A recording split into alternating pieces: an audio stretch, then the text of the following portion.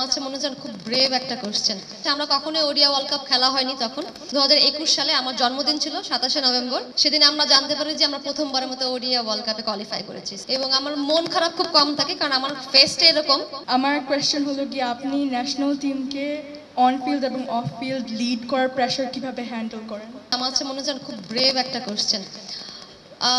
প্রথমত যেটা আমার ফিল হয়, যে কোনো প্রেশার, যে কোনো স্ট্রেস যদি নিজের প্রতি সেলফ কনফিডেন্সটা থাকে, সেলফ বিলিফটা থাকে, সেটা অনেকখানি কাভার করে যায়। আর যেই বলবো যে মন্ত্রে আমি চলছি, সেটা কাছে মনে হয় যে অ্যাজ এ ক্যাপ্টেন যখন আপনি নিজে পারফর্ম করবেন সব কিছু সহজ হয়ে যায়। সো আমি সেভাবে চেষ্টা করি, এবং আমার মন খারাপ খুব কম থাকে কারণ আমার ফেসটা এরকম, আমি যদি কথা না হাসি মনে হয় মন খারাপ করে আসি।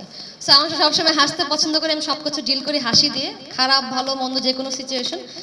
সবার কাছে এটাই আমার কাছে থাকবে যে তোমরা অনেক বেশি ইয়াং, লাইফে যাই আসুক না কেন, যত স্ট্রেস আসুক না কেন, পজিটিভ থাকো এবং স্মাইল করো।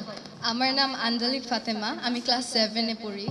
আপনার ক্রিকেট ক্যারিয়ারে এখনো পর্যন্ত সবচেয়ে স্মরণীয় মুহূর্ত কোনটি? আমার কাছে মনে হয় আমি অ্যান্সার করি সবার লাস্টে। ফার্স্ট টাইম হচ্ছে ফাহিম আপুর কাছে আমার প্রশ্ন, সব থেকে স্মরণীয় ঘটনা কি? আমি মনে করি সবাইকে প্রথমে আসসালামু আলাইকুম, আমি ফাহিমা খাতুন, বাংলাদেশ নারী উইমেন্স ক্রিকেট টিম। তো আমার কাছে আসলে সব থেকে স্মরণীয় ঘটনা এটাই যে আমি বাংলাদেশের হয়ে প্রতিনিধিত্ব করতেছি। এটাই আমার কাছে সব থেকে ভালো লাগে, যখন বাংলাদেশের জার্সি গায়ে বাংলাদেশের মাটিতে অন্য দলের হয়ে খেলি। এটাই আমার কাছে স্মরণীয় সবসময়ই লাগে, এবং আমি সবসময় এটা অনুভব করি। Thank you. আমি মারুফা আক্তার, আসসালামু আলাইকুম সবাইকে।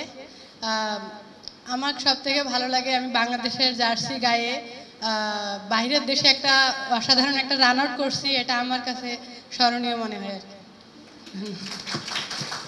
আর আমার কাছে যেটা হচ্ছে যে 2018 সালে এশিয়া কাপ, যেটা বাংলাদেশের ইতিহাসে সব থেকে বড় ট্রফি, ওই দিনটা আমার সাথে সব থেকে স্মরণীয়। বাট আরেকটা দিন আছে যেটা হচ্ছে আমরা কখনোই ওডিয়া ওয়ার্ল্ড কাপ খেলা হয়নি তখন।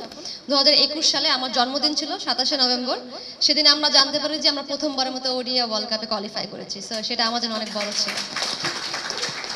প্রথম মনে হয় ক্রেডিট গোস টু যে আমার প্লেয়াররা, তারা আমাকে এতটা বেশি মোটিভেটেড করে, প্লাস হচ্ছে পজিটিভ রাখে সবসময়। বাট যেটা আমি বিশ্বাস করি, অ্যাজ এ ক্যাপ্টেন যদি যে কোনো জায়গায়, যদি আপনি কোনো জায়গায় নেতা হতে চান বা দলপতি হতে চান বা ক্লাস ক্যাপ্টেনও হতে চান, সেই ক্ষেত্রে থেকে সবার সাথে একটা ভালো সম্পর্ক থাকাটা অনেক বেশি জরুরি, এবং নিজে থেকে যদি অনেস্টিটা অনেক বেশি ইম্পর্টেন্ট। যদি আপনি কাউকে কোনো বিষয়ে কিছু বলতে চান, কিছু করাইতে চান, সেই ক্ষেত্রে আপনার নিজেকে হচ্ছে স্পেস দেওয়াটা অনেক বেশি জরুরি। যখন আমি একটা প্লেয়ারকে বলি যে এটা আমার জন্য করে দাও, দ্যাট মিনস ওর সাথে আমার এতটাই বন্ডিং, এতটা বেটার থাকে, ভালো থাকে, যে সে সেটা আমার জন্য করার জন্য প্রস্তুত থাকে। সো আমার কাছে মনে হয় যে সেই স্পেসটা এবং সেই বন্ডিংটা ইম্পর্টেন্ট। 1, 2, 3 ঢাকায় জমি জিতে নিন 100% ক্যাশব্যাক সহ 20 কোটি টাকার পুরস্কার।